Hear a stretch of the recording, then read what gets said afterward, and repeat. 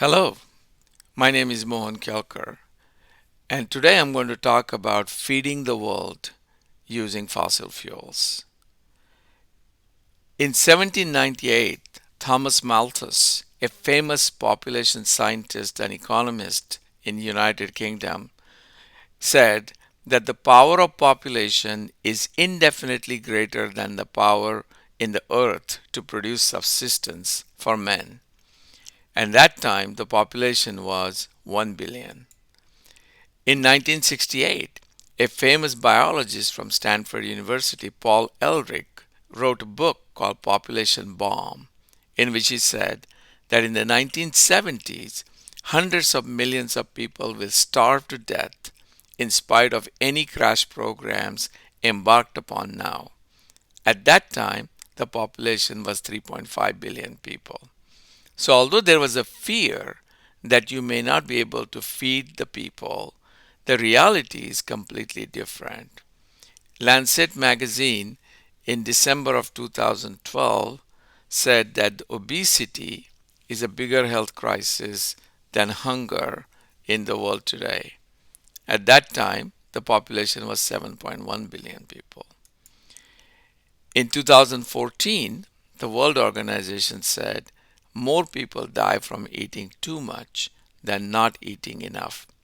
And that time the population was 7.3 billion people.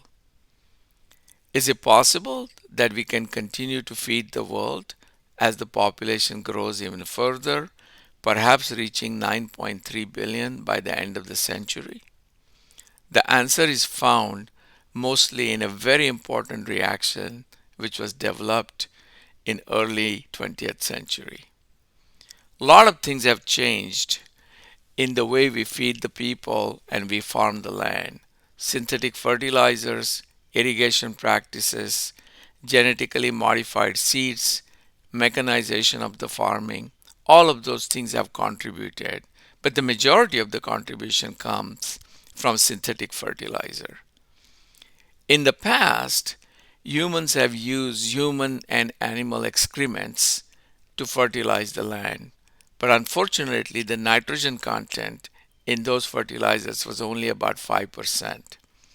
Seabird and bat excrements, which were mostly available in Chile, were exported to United States and United Kingdom in early 19th century because of their higher nitrogen content, which amounted to about 15%.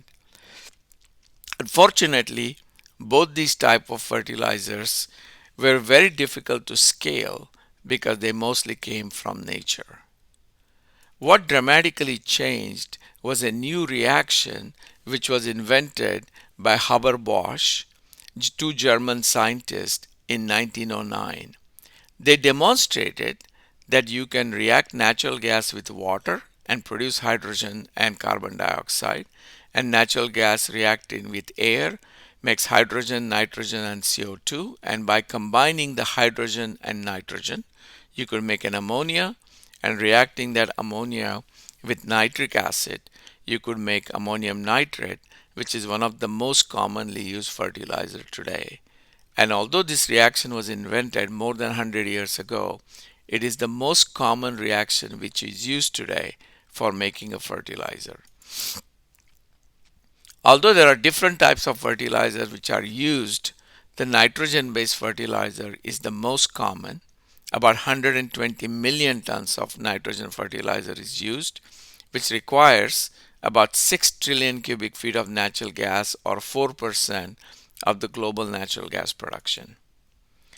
There is no doubt that the crop yield is directly related to utilization of nitrogen fertilizer. The countries which use most nitrogen fertilizer produce also more yield in their farms. And there are many countries, if given an opportunity, could use more nitrogen fertilizer, which definitely is going to increase their farm yield as well. Based on the Our World in Data organization, almost half of the population cannot be sustained without the use of nitrogen fertilizer. So about 3.5 billion people can live because of the fact that we are using nitrogen-based fertilizer.